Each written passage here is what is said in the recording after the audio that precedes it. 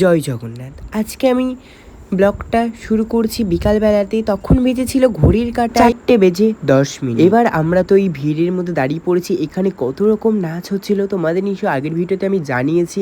এখানে তো এই আঙ্কেলটা নাচ করছিল কত সুন্দর করে, এত ভালো লাগছিল, হাসিও লাগছিল। জাস্ট আর কি করব, খুবই সুন্দর নাচ করছিল। তারপরে দেখতে দেখতে চলে এলো তো এরা নাচতে নাচতে আবার চলে এলো। এইতে জানি না এরা হিন্দুস্তানি, মানে ওই যে কেমন একটা বলে না, কি নাচ করে মাথায় কলসি নিয়ে, জাস্ট ওই জাতীয় একটা নাচ করছিল।